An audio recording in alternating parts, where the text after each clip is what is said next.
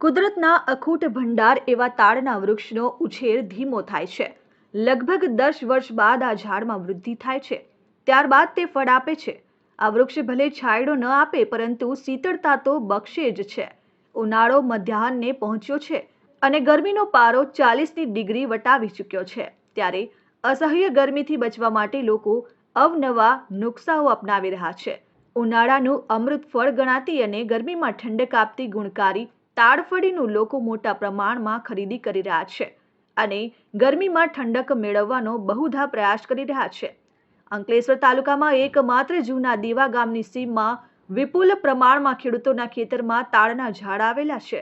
ઉનાળાની સિઝનમાં માર્ચના અંતમાં તાડફળીની શરૂઆત થાય છે અને જૂન મહિનાના શરૂઆતી સુધી તાડફળી ઉતારવામાં આવે છે. ત્યારે હાલમાં જૂના દીવા ગામના ખેડૂતો તાડના ઝાડ ઉપર ચડતા અનુભવી કારીગરોને રોકી તેની પાસેથી તાડના ઝાડ ઉપરથી તાડફળી ઉતારી રહ્યા છે અને તેમાંથી કાળજીપૂર્વક તાડફળી કાઢી રહ્યા છે.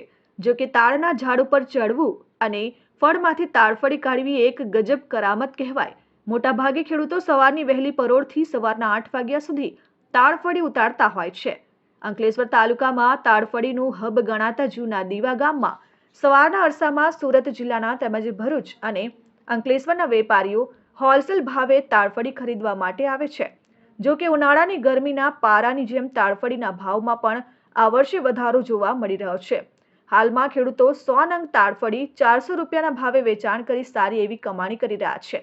જો કે બજારમાં તાડફળી અલગ અલગ ભાવે વેચાય છે, જેમાં નંગ અને વજન ઉપર વેચવામાં આવે છે. તાડફળીનું સેવન કરવાથી શરીરમાં પાણીના પ્રમાણનો ઘટાડો થતો નથી, જેને ખાવાથી રોગપ્રતિકારક શક્તિ મજબૂત બને છે. ઉનાળાના સમયે શરીરમાં પાણી ઓછું થઈ જવાની ઉણપ દૂર કરીને ઝેરીલા પદાર્થ બહાર કાઢે છે. તાડફળીમાં ઘણા મહત્વના પોષક તત્વો મળી આવે છે, જે આપણા શરીર માટે ફાયદાકારક છે. હું જૂના દીવા ગામનો વતની છું. હમણાં હાલ અમારે ત્યાં તાલફળીની સિઝન ચાલી રહેલી છે. એ તાલફળીના જે ઝાડ છે એ વર્ષોથી અમારા બાપ દાદાના ટાઈમના આવેલા છે. હા, એ ઉનાળાનું અમૃત ફળ કહેવાય છે. એ ઉનાળામાં જ આવે છે અને એને અમે લોકો એ ઝાડ પરથી કારીગર લોકો ઉતારે છે અને એને કારીગરીથી કાપીને એને લાવે છે અને અહીંયા એકત્ર કરીને જે બધા બહારથી સુરત, નવસારી, કોસંબા, ભરૂચ, અંકલેશ્વરથી બધા વેપારીઓ આવે છે. એ વેપારીઓ અહીંયાથી લઈ જઈને એ લોકો વેપાર કરે છે. હમણાં 4 રૂપિયાનો એક નંગ જાય છે, એટલે 100 તલફળીના 400 રૂપિયા થાય છે. હાલમાં વેચાણ સારું છે, હમણાં ચાલી રહેલું છે. મતલબ કે ધર્મેશ પટેલ, RN ન્યૂઝ, અંકલેશ્વર.